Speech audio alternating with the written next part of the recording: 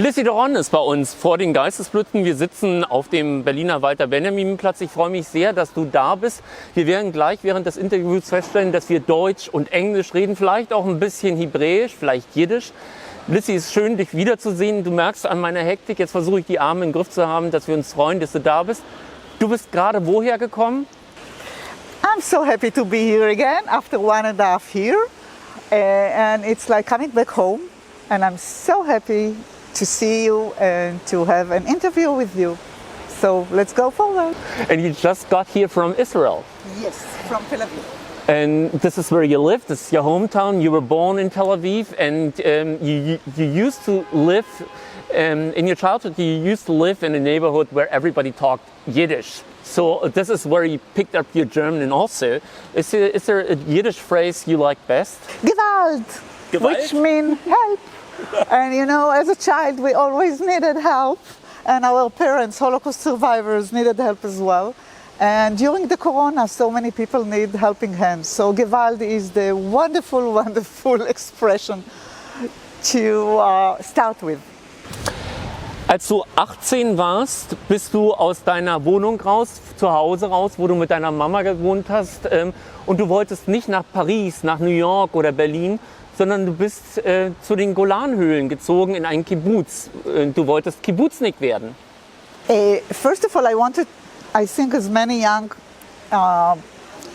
people, they want to restart their life and not to follow their parents. So my family came from European country after the Holocaust. They were from the diaspora, they were post-traumatic people, and I had a dream to be a typical new Israeli strong soldier. So the Golan Heights was a kind of an option to build up a new life. So it's like being in Paris or Amsterdam or Berlin, but still in Israel. And it was really totally, it was so different, you know. Instead of listening to Yiddish and watching people with numbers, tattoos of Auschwitz, I came and on the first day I got a horse. I rode on a horse. I went to the fields. I had a gun to shoot it in order to be safe. So I felt that it was a very intensive transformation to change my life from being a child of Holocaust survivor to being a typical Israeli. On that time, I'm talking about the 70s. Du hast deine eigene Erinnerungskultur geprägt. Man kann kaum über Gegenwartsautoren Israels sprechen ohne den Namen Lizzie Doron. So your books are all about memories, and you can talk about current Israeli authors without mentioning your name. And of course, this is too less time to run through all of your books. But the first book you wrote was about your mother. Wir duzen uns, deine Mutter ist eine Holocaust-Überlebende, du gehörst zur sogenannten zweiten Generation. Das Buch, warum bist du nicht früher aus dem Krieg gekommen, machte dich insofern berühmt, als dass du gleich Schullektüre geworden bist. In diesem Buch hast du deiner Mutter viele Fragen gestellt, die nie Thema bei euch zu Hause waren. Das hat dich und deine Mutter nochmal anders zusammengebracht. When you wrote your first book about your mother who survived the Holocaust and who moved to Israel, and you ask her so many questions. Why didn't you move here before? Did this change your feeling, your relationship to your mother? I must say something to give you the background. I never dealt with my mother's history or biography. I was afraid to open the Pandora box. The book that I wrote was dedicated to my daughter, who needs to bring for the school the history of the family. And I had no other option just to retrieve memories. And my mother already passed away, so I had to tell the story of my childhood and my mother's history. And it was really interesting because it was not in my mind, it was not a book. It was like telling my story to the next generation. And it helped very much to build up the relationship with my daughter. And my mother has, in a way, two pictures in my mind and in my heart, the one before the book and the one after the book. But, you know, I'm always back to the feelings of a child that wanted to know more about her mother or her father, but she was surrounded by silence. And I still, it's almost ashamed to say, but I still have the rage that she brought me to be a writer and to tell her story without listening to her story. But lucky us, she forced you to be a writer. So you picked up all your memories and you kept on asking questions. This is what you do all your life, and this is what you do as a writer. Because, like in German, we say autofiktionale Literatur. You pick up your own life and you mingle in some so to say fantasies. You create some literature and with the real stuff. And after this book, you wrote a book about five friends you lost in Yom Kippur Krieg. Im Yom Kippur Krieg sind einige deiner Freunde gestorben. Das Buch heißt Es war einmal eine Familie. Danach bist du wieder nach Tel Aviv gegangen in einem Buch, das heißt Ruhige Zeiten. Dieses Buch beschreibt dein Leben in Tel Aviv. Für diesen Roman hast du in Yad Vashem den Buchmann-Preis bekommen.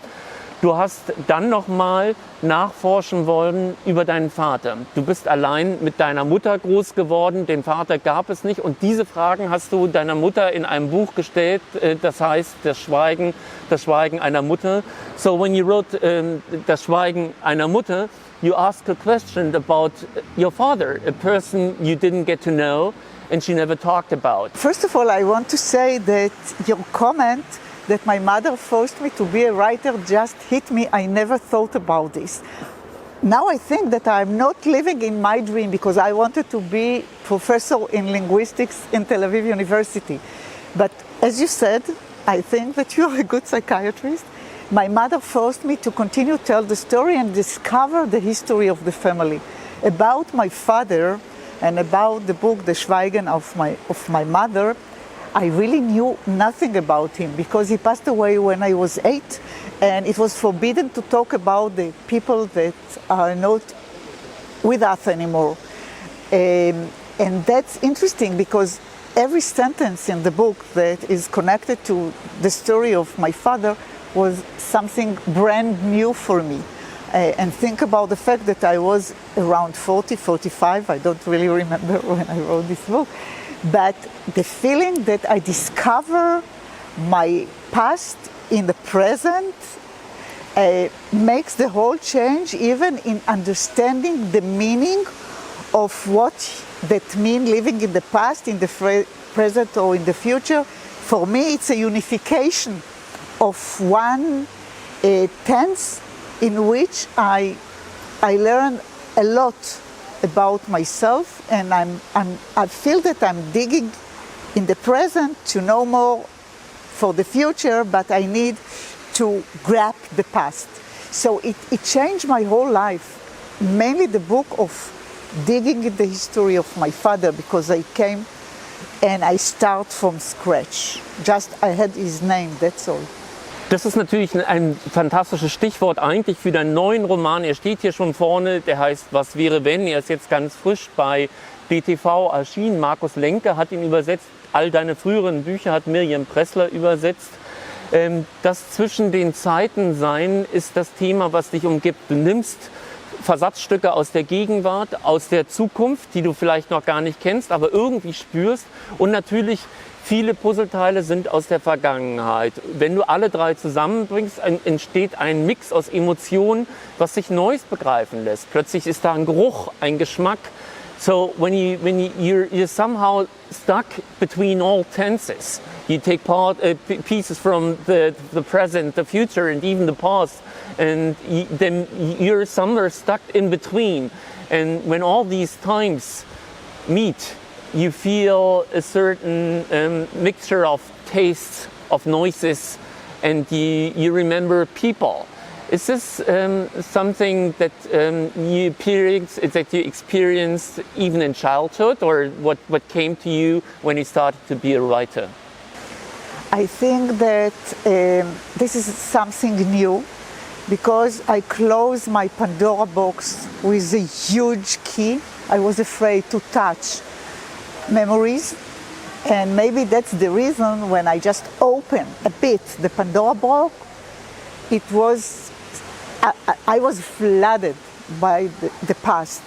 And I felt that I have a kind of a gift that while we are talking, I can hear my mother voice, which many people said that after a person passed away, they cannot retrieve again the voice. And I have this skills, gift, need, I don't know how to call it, that I can be totally in the present, but surrounded by smells and tastes and voices, and even I can have a very vivid conversation in my mind that belonged to me and my teacher when I was 8 or 9. I think that from the moment I allow myself to let memories come out of me, it's even a chemical change in my body, like taking drugs in a way. And my drugs are my memories. They are also my ingredients to bake and to cook. You know, I take a flour and a butter for a cake, but I can take a very, very exclusive cheese, which I couldn't achieve in my childhood. So the mixture is brand new with new ingredients, but also the old and classical ingredients are there. And this is the way I live today. There is no one situation. I have them all in 1 minute, and I must say that even it's kind of hallucination, I can see the future in a way. Dein neues Buch, Was wäre, wenn, wird Roman genannt. Es ist in Wahrheit ein Memoir, es ist ein Erinnerungsbuch. Du bist nicht nur die Autorin, du bist auch die Erzählerin dieses Buch. Und es beginnt mit einem Menschen, an den du dich lange Jahre nicht erinnert hast. Es ist abends, es ist dunkel draußen, du bist in Tel Aviv, du bist allein in der Wohnung, das Telefon klingelt und am Telefon ist Yigal oder Yigal, den du 40 Jahre lang nicht gesehen hast, der aber sehr wichtig in deinem Leben war. Wer ist Yigal? By the way, the first paragraph in this book is the only one that it's not real. All other are following the facts. The story was a very special one. We were in a restaurant with friends, and a friend of mine, who is a tough guy, a lawyer, all of a sudden looked at me and he said, "Lizzie, you are a writer, maybe you will understand me. Yesterday, I got a phone call from a friend that I haven't seen for 14 years. We had no relation, no connection, nothing special. We just grew up in the same neighborhood. It's not my neighborhood. And he called me from the hospice and he said, listen, I have 24 hours to live, and you are the man that I want to see before leaving this world." And he said, I was shocked. And I said, and what happened? And he said, I went, but he already passed away. And then we went back to the next dish, and it was a forgotten short issue in a long, long dinner. The next day, I woke up in the morning, and I had a full story in me. And I know that Yigal is the protagonist. And I know that I have to tell his story. And I know that he died alone in a hospice. No one came to visit him. And I had a deep, deep feeling that I am the only one who knows the whole story of this post-traumatic guy, who was my friend, who was in a way my first lover, and I never mentioned his name. I never shared with others his story. And I said, okay, Lizzie, it's a kind of a calling. You have to tell his story. And I went to the computer, and it was like an attack. I was attacked by the story, and for 7 days, I wrote the whole story. And I retrieved memories. I mixed them with,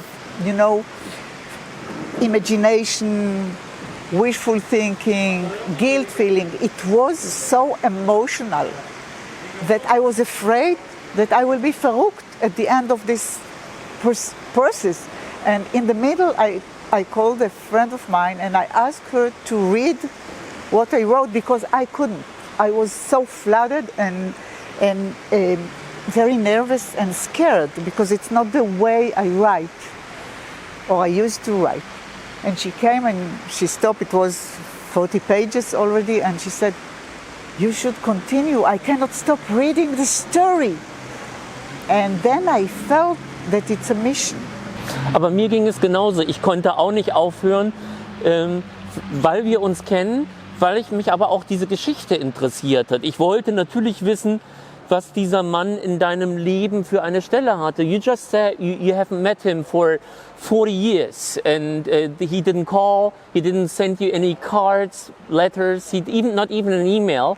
And then he just got this message on Facebook, please visit me, weil er in einem Hospiz liegt und am nächsten Tag sterben wird und du solltest die Letzte sein, die ihn sieht. Mich hat gewundert, im Buch steht, du hast 1 Stunde gebraucht, zu entscheiden, dass du ihn besuchen möchtest. Hast du ihn besucht, weil du ihn wiedersehen wolltest? Also warst du neugierig oder hattest du ein schlechtes Gewissen? War es vielleicht auch eine Frage von Schuld? I think that I wish he would call me in his last day. That didn't happen. And when I heard the story from my friend, I felt that this could be my atonement. In case I would got a phone call to give him helping hand in the last day in his life, I would be there. So this was just the trigger of telling his whole story, because at the beginning we were very good friends, but after the war, he came back, after Yom Kippur War and after Lebanon War, he came back, and then we have no clue what that means having a post-trauma. And he was asking me to listen to him, but I rejected him. I wanted to be friends of the heroes, of those who succeeded in life. I ran for my life. I wanted to be a very successful woman. I have another need, and I wanted to achieve all my dreams. And he was, the one you left behind, because he asked you for doing something for him, or at least listening to him. And I think that the trigger in this dinner opened another Pandora box, not just of memories, but of feeling. It's like breaking the denial mechanism and go straight forward to my guilt feelings, to my responsibility as a storyteller, as a person who writes about my generation. I felt that I left him also in my books, and he should be a protagonist in the books. But I must say, this book was written with no structure or any thought before. I didn't plan, it just happened. And now, in a retrospect, I can be more clever and give you more arguments why and what happened. And I think that I stand behind my arguments. But when I wrote this book, it was an attack which I couldn't stop. Aber lass mich da noch kurz nachhaken. Yigal war im Yom Kippur-Krieg, er kam wieder und er war danach ein anderer Mann. Er hat die Politik Israels kritisiert, er ist sogar auf die Straße gegangen. Er hat auf der Straße auf einer Apfelsinenkiste eine lange Rede gehalten. Er hat öffentlich gemacht, was er denkt, was er hinterfragt, was man anders machen könnte. Zunächst vor Menschen, im 1-an-1-Kontakt oder vor einer Gruppe, später im Netz, online, in Social Media. Hattest du Angst, er könnte dir gefährlich werden? You have good questions. It's not easy for me. Yes. I was not brave. To be honest, I was not brave enough to meet him. But that's very interesting. When I think about this Geschichte, I must say that while I wrote the book, there was the days of all those riots against Bibi Netanyahu, and I was one of the activists in all those revolution.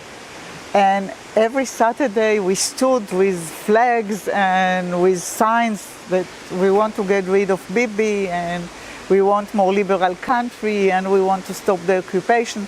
And in a way I was leader of this movement. But you know, I couldn't connect. It should probably, in my experience, take time that you understand that in a way I am the mirroring of the dreams and wishes of Yigal. But it was not on the same time. The matching was not on during the 70s, 80s. From 90s, I developed my political agenda, and slowly I could understand what Yigal tried to tell me. And Yigal, in a way, is a continuity to my mother's dreams to have a liberal country, not to occupy anyone, not to be racist, and not to be religious. And I had, you know, I all the time dance in two parties. I want to be in the central of the Israeli consensus. Aber was so spannend ist, dass ja jedes deiner Bücher dir eine neue Tür aufmacht. Es gehen aber auch immer wieder Türen zu. So once we read all your books, one can tell each single book changed Lizzie in a way also. And because like your very first books that were read in school and in the university, they were about Holocaust and like being a child of a Holocaust survivor. But then you came up with a book called Who the fuck is Kafka? And I became Yigal. And yes, and you became Yigal, because like Who the fuck is Kafka? Dieses Buch. But I was not aware then. I was not aware that I'm Yigal. Aber daran musste ich denken, weil dieses Buch ist Yigal. Nur heißt ja in diesem Buch Lizzie, weil du hast dich was getraut. You started to ask new questions at a peace conference, sitting next to a Palestinian, and this book caused that you were. That you were put on an index. Your books were not read any longer. Your books were not translated into Hebrew, like Who the fuck is Kafka. Same with Sweet Occupation. In Sweet Occupation hast du zwei Israelis getroffen, die den Dienst einer Waffe verweigert haben, die nicht zum Militär gehen wollen. Und du hast mit vermeintlichen Terroristen gesprochen aus Palästina. Ganz wichtige Bücher über die Situation, wie sie gerade in Israel vorherrscht. Jetzt schreibst du ein Buch, Was wäre, wenn, über einen Mann, der dich im Unterbewusstsein nie losgelassen hat. Yigal really never left you. In your inner thoughts he was always with you, and he must have pushed some kind of button for further questions. I must say that I just now realize that I live the life out of my books. There is a kind of sync. The books and my life, my life and the books, we are going hand in hand together the whole way. And now I find myself as a writer in exile because my books are not in Hebrew anymore. And I shout from outside, I want the Israeli society to be with more empathy and to make a kind of second thought about the choice and the values. And I'm walking in the streets in totally different country and telling the story of my life and the prices I have to pay. Aber Mark Even, mit dem ich die Geistesblüten zusammen mache, hier am Walter Benjaminplatz, und ich sind froh, dass wir noch viele dieser Geschichten hören werden, weil wir machen eine Lesung zusammen. Wir stellen in Berlin Premiere dein Was wäre, wenn vor, und an den Abend moderiert Shelley Kupferberg. Auf die Moderation freue ich mich sehr, und sie hat natürlich ja auch immer ein Füllhorn an Fragen dabei, Du wirst staunen, wir haben dir als Lesestimme Katja Riemann eingeladen. Katja Riemann ist wirklich nicht nur eine der fantastischsten Schauspielerinnen, die wir in Deutschland haben, sondern sie ist politisch unglaublich wach. Auch bei Katja Riemann kann ich mir sehr gut vorstellen, dass sie sich vielleicht auch einbringt und nochmal eigene Fragen stellen. Aber may I ask one last question? I think your title is just brilliant. It's was wäre, wenn, what if. This is something we ask each other each single day. I have one main question. Eine letzte Frage. Ich hatte es vorhin schon erwähnt. Yigal ruft an. Eine Stunde später bist du in dem Hospiz und bist an seiner Seite. Bei dem Mann, in den du mal verliebt warst. Bei dem Mann, der dich politisch geprägt hat. Beim Mann, der auch deine Erfahrungen vielleicht auch mit in eine Richtung gedreht. Wärst du auch ins Hospiz gefahren und hättest ihn besucht, wäre dein Mann da gewesen? With no hesitation, immediately. That could be for me a turning point of my daily rehabilitation, I think. The option to fix the past is something I wish in my life to happen. Lizzie Doron, für mich eine der aufregendsten Schriftstellerinnen. Du bist eine sehr hörbare Stimme Israels, leider im Augenblick mit dem Buch nicht ins Hebräische übersetzt. Ich würde mir wünschen, dass es mit dem Politikwandel auch dort wieder deine Bücher geben wird. Wir freuen uns riesig auf die Lesung mit dir. In unseren kommenden Geistesblüten, der Ausgabe Nummer 17, wird es ein Interview mit dir geben. Wir machen deine Berlin-Premiere. Es ist wirklich jedes Mal ein Geschenk, wenn du uns besuchst. Du signierst uns gleich noch ein paar Bücher und wir sehen dich bald wieder. Thank you for your friendship, the interview, and if I may say, I love you. I love you too. In this happy note, תודה. בבקשה! And Gesundheit. L'chaim! Ja! לחיים, לחיים.